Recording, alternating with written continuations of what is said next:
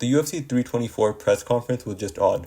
I know talking about how boring these type of things are is just beating a dead horse at this point, but there's really no substance at these places.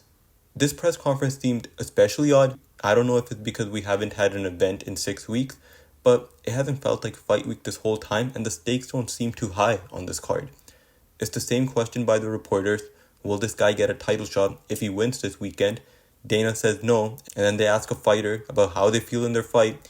We get a one-sentence answer from the fighter while the crowd is silent. Dana does seem checked out at this point as well. Early in the press conference, he was asked about whether he finds it concerning that some fighters feel that the rankings don't matter anymore when it comes to getting title fights.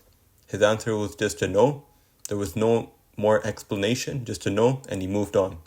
Gaethje was also asked about his comments regarding fighter pay. If you don't know, Gaethje mentioned how this Paramount deal hasn't resulted in him seeing any of that money. His contract hasn't seen a bump in pay. So he was asked about it, and before the reporter even got the full question out, Gaethje said he's here to talk about the fight. He had that answer prepared for when he was asked about the fighter pay because he knew the question was coming. And Dana White definitely had a talk with him.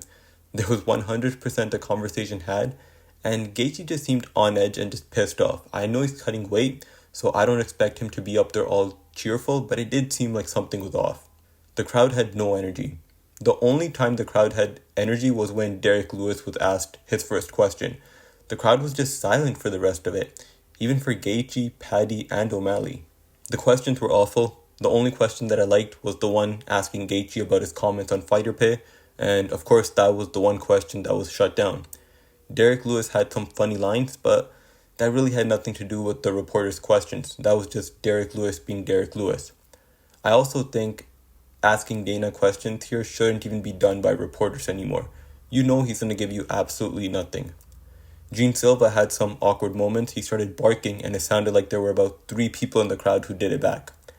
These press conferences are supposed to get you more excited for the fight, and I genuinely felt nothing after watching this.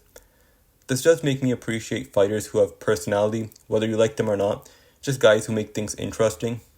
I'm also going to be honest, this card isn't very good.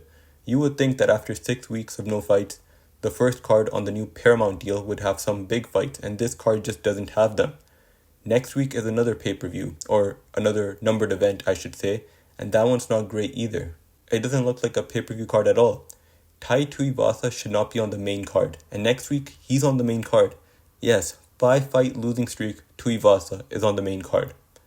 Hopefully the fights themselves make up for the lack of excitement this week, which is the most important thing. The fights being entertaining is what matters the most, and I do think this card has the potential to have multiple knockouts, and we can get a better picture of what's going to happen in some of these divisions, especially in the lightweight division. Like the main event of this card features 2 lightweights, but it doesn't involve the 2 best lightweights in the world. That just seems a little silly. But I guess this is necessary, so let's get some good fights and move on so we can finally get the matchups that we've been waiting for.